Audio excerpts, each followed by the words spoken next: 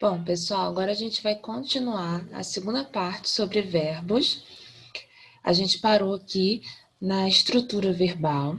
Então, como é que se estrutura um verbo, né? O verbo ele é composto de mínimas partes, que a gente chama de elementos mórficos. Aí a gente tem o radical, que é a parte do verbo que vai carregar a significação básica daquele verbo.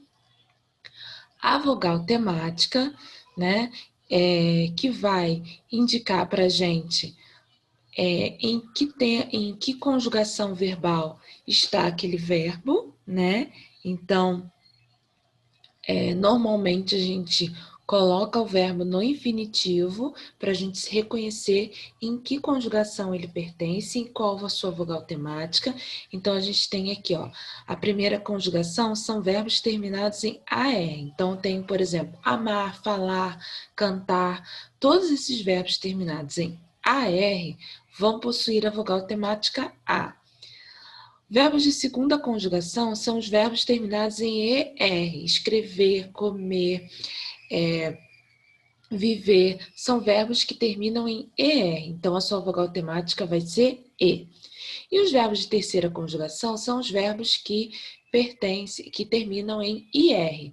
Então, partir, sorrir, são verbos que terminam em IR, então a sua vogal temática vai ser o I. E depois da vogal temática, a gente tem o que nós chamamos de desinências, que são os elementos que vão indicar as flexões que os verbos sofrem. Nós já vimos lá anteriormente que os verbos se flexionam em tempo, modo, número e pessoa.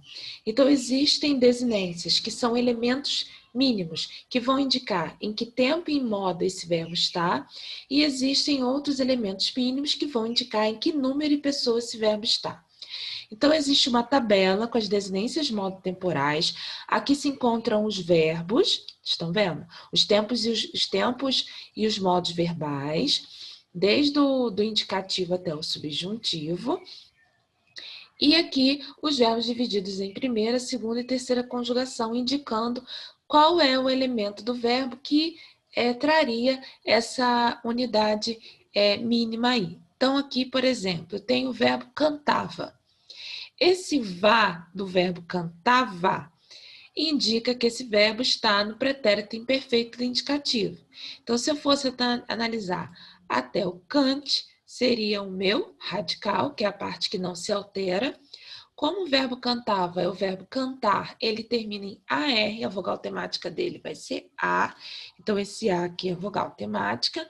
E depois a gente vê que o vá é uma desinência modo-temporal, que vai indicar que esse verbo está no pretérito imperfeito. Então, existem unidades mínimas dentro dos verbos que nós chamamos de desinências modo-temporais, que indicam em que tempo e em que modo esse verbo está. Tá? Então, lembrando aqui que a estrutura é radical, vogal temática, esse quadrinho da desinência modo-temporal e o quadrinho da desinência número pessoal, que é esse daqui. Então, por exemplo, eu tenho o verbo cantamos. Cante é o meu radical, o age é a vogal temática. Como não existe um elemento aqui que esteja na desinência modo temporal, existe uma ausência. Toda vez que a gente tiver esse zero cortadinho aqui, é a ausência. Então, pode ser tanto o presente do indicativo quanto o pretérito perfeito, né? Mas o mois indicaria o quê? O mois indicaria que o verbo está na primeira pessoa do plural, tá? Agora a gente vai ver os tempos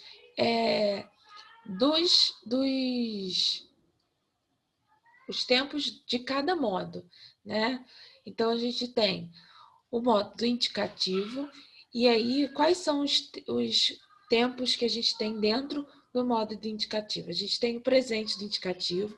O presente do indicativo ele não só indica o tempo atual, mas também coisas que a gente faz corriqueiramente, regularmente, ou até mesmo a gente pode usar para indicar algo que vai acontecer futuramente. Então, por exemplo, estou aqui. Então, eu estou fazendo referência ao tempo presente, né? Ao momento atual da fala. Tomo medicamentos são é para fazer referência a algo que corriqueiramente eu faço, ou seja, habitualmente eu faço. E telefono para você amanhã é algo que eu vou fazer ainda. Então, é um acontecimento futuro. Então, a gente pode sim usar o presente do indicativo para indicar algo que a gente vai fazer no futuro. O pretérito perfeito, vamos pensar, pretérito é a mesma coisa que passado. Então, nós temos 3 pretéritos no modo do indicativo. O pretérito perfeito, o pretérito imperfeito e o pretérito mais que perfeito. A gente tem que pensar no que é a palavra perfeito. Perfeito é sem defeito. Então, o que seria um passado sem defeito? Se eu pensar que passado é algo que já foi concluído, o pretérito perfeito vai indicar uma ação que está completamente acabada, ou seja, que já passou. Então, o jogo terminou mais cedo, o jogo já terminou, acabou, ação concluída. Completei a tarefa hoje, já acabei a tarefa, ou seja, ação concluída. Então, todas as vezes que a gente quiser indicar algo que já foi completamente acabado, né, ou seja, que já passou e concluiu-se, a gente vai usar o pretérito perfeito. O pretérito imperfeito é um fato, né, habitual ou que ainda está inacabado, né? Então, ou seja, a aula de natação era às 7 horas da manhã.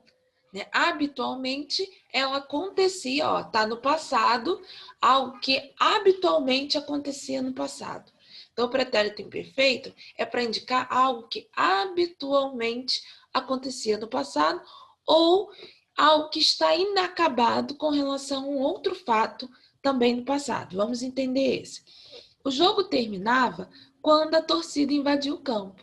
Ou seja, algo que está inacabado, o jogo já tinha terminado? Não, o jogo terminava com relação a algo que ainda está no passado também. A torcida invadiu, ação concluída e passada, né? Acabada. A torcida invadiu. Só que em relação a esse fato, o jogo ainda não tinha terminado, é algo inacabado. Então, todas as vezes que a gente tem uma ação inacabada que ocorre, né, ou um acontecimento no passado, né, em relação a um acontecimento no passado, a gente tem o pretérito imperfeito. O pretérito mais que perfeito, ele vai expressar um fato acabado e concluído que ocorre antes de outro também no passado e acabado. Então, o jogo já terminara quando a torcida invadiu o campo. Então, a gente tem 2 fatos no passado e 2 fatos acabados e concluídos. Só que um acontece antes do outro. Então, esse que acontece antes é o pretérito mais que perfeito. Então, o jogo já terminaram, ó, o jogo já terminou quando a torcida invadiu o campo. Então, o jogo terminou e a torcida invadiu o campo. Então, tem 2 fatos no passado, 2 fatos acabados, só que um ocorreu antes do outro. Esse que ocorre antes é o pretérito mais que perfeito. O futuro do presente indica um fato ainda a se realizar no momento futuro em relação ao tempo atual. O jogo terminará daqui a pouco. Então, em relação ao tempo de fala, algo que ainda vai acontecer, ou seja, o jogo ainda vai terminar. Então, é algo que vai acontecer no futuro. Então, esse é o futuro do presente. O futuro do pretérito expressa um fato que se realizaria no passado, no presente ou no futuro, mas que vai depender de uma condição. O jogo terminaria bem se qual condição? Se a torcida não invadisse o campo. Então, esse fato aí, ó, aconteceria no passado, ó, futuramente, só que no passado, dependendo de uma condição. Então, o jogo até terminaria, ó, futuramente, ele poderia ter terminado, ó, futuramente, só que no passado, né? Dependendo de qual condição, se a torcida não tivesse invadido o campo. Agora a gente vai ver o modo subjuntivo, que é o modo da dúvida, da hipótese, né? Então a gente tem o presente do subjuntivo, ele vai indicar um fato incerto ou duvidoso no presente. Então espero que dê tudo certo, né? Eu não sei se vai dar ou se não vai dar, mas espero que dê. Duvido que ele venha, ou seja, estou demonstrando dúvida, hipótese, se ele vai vir ou não vai vir, ou seja, é dúvida, é hipótese. Então, é presente do subjuntivo. Talvez eu compre uma TV nova. Talvez, estou dando certeza? Não. O pretérito imperfeito do subjuntivo, ele vai expressar um fato incerto, duvidoso, sob uma determinada condição. Se ela encontrasse o livro indicado, traria para você. Então, olha lá, o pretérito é uma hipótese que aconteceria, né? Um fato incerto e duvidoso sob uma condição. Se ela encontrasse, qual é a condição? Se ela encontrasse o livro, traria para você. O futuro do pretérito ele vai indicar um fato possível de acontecer no futuro. Então, quando ele voltar, resolveremos o problema. Ou seja, algo que possivelmente pode acontecer no futuro. Quando ele voltar, estou dando certeza? Quando ele vai voltar? Em que momento ele vai voltar? Não, indica um fato possível de acontecer. E o imperativo é o modo da ordem. A gente tem o imperativo afirmativo, fale menos durante as aulas, é uma ordem. E o imperativo negativo, que é quando a gente coloca a partícula negativa. Não olhe para trás. Qual é a classificação dos verbos? Os verbos eles se classificam em verbos regulares, que são verbos que se encaixam naqueles modelos fixos. Ou seja, não, na hora da gente conjugar a primeira, segunda, terceira pessoa do singular, primeira, segunda e terceira pessoa do plural, a gente observa que o radical não sofre alteração. Então, são verbos regulares. Então, eu trabalho, tu trabalhas, ele trabalha, nós trabalhamos, vós trabalhais, eles trabalham. Eu permaneci com o mesmo radical em toda a conjugação. Agora, os verbos irregulares são os verbos que apresentam alterações no radical ou nas desinências quando a gente conjugar. Então, eu pude, tu pudeste, ele pôde, nós pudemos, vós pudestes, eles puderam. Então, observe que de pude, né, o radical que era em u mudou na terceira pessoa do singular para o. Então, a gente tem uma alteração no radical. Então, é verbo irregular. Os verbos anômalos são aqueles que apresentam modificações muito significativas no radical e nas desinências. Então, olha lá, eu vou, verbo ir. Né? São verbos anômalos, quais são eles? Né? Os verbos ir, o verbo ir e o verbo ser. Então, eu vou, eu fui e eu irei. Olha a mudança do radical. Né? O verbo era o verbo ir. Né? Eu tenho esse verbo na forma de V, na forma de F, ou seja, muda completamente radical. E o verbo ser também. Eu sou, eu fui e eu serei. A gente muda completamente o verbo, né? Então, ele é um verbo anômalo. O verbo ir e o verbo ser. O verbo defectivo é que eles não são conjugados, são verbos que não são conjugados em todos os tempos, modos e pessoas. A maioria deles vão ser os que pertencem à terceira conjugação. Então, por exemplo, eu não tenho o verbo banir, eu não tenho a primeira pessoa do singular. Eu só tenho a segunda, a terceira do singular, a primeira, a segunda e a terceira do plural. Agora, o verbo falir, por exemplo, não tem a primeira, a segunda e a terceira pessoa do singular. Eu só tenho a segunda, a primeira e a segunda do plural. Então, são verbos que não apresentam uma conjugação completa. Os verbos abundantes são aqueles que apresentam mais de uma forma para a mesma pessoa. Então, eu posso dizer havemos ou hemos, haveis ou eis, entopem ou entupem, enxugado ou enxuto, ganhado ou ganho, impresso ou imprimido. Então, são verbos abundantes, aqueles que apresentam mais de uma forma para a mesma pessoa. Então, a gente vai observar o emprego dos particípios. Então, o que são os verbos? O emprego dos particípios nos verbos abundantes, esses que apresentam mais de uma forma. Então, o que eu participo? São verbos que terminam em ado ou ido, cantado, falado, beijado, escrito. Só que olha só, o escrito já é um particípio que a gente chamou de irregular, né?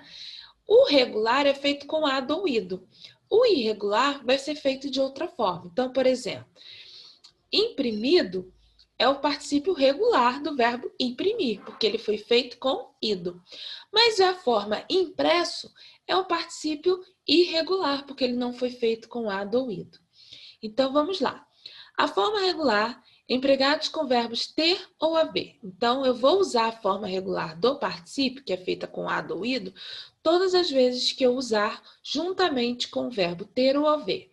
Então, o porteiro tinha entregado. Por que eu não posso dizer que o porteiro tinha entregue a correspondência? Porque eu usei o verbo ter junto com o verbo, o particípio do verbo. Então, eu vou preferir usar o particípio regular, entregado.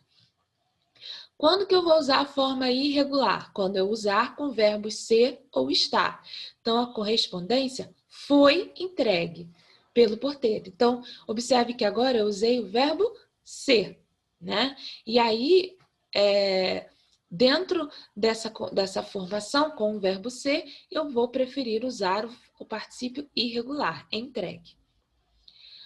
Forma irregular dos verbos ganhar, gastar e pagar, quando eles forem empregados com o verbo ser, estar, ter ou haver. Então, eu vou usar o particípio irregular desses verbos ganhar, gastar e pagar, quando eles vierem combinados com o verbo ser, estar, ter ou haver.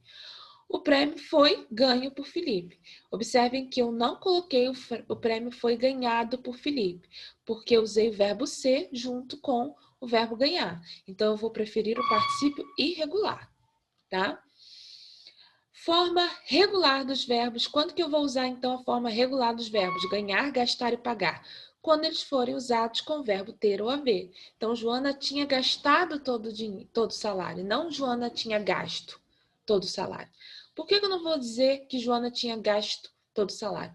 Porque eu usei o verbo gastar junto com o verbo ter. Então, eu vou preferir a forma regular, gastado e não gasto. Ok? Então, essa é a segunda parte dos nossos estudos sobre verbos. Eu vou encaminhar para vocês essa folhinha para que vocês possam sempre consultar na hora de fazer os exercícios.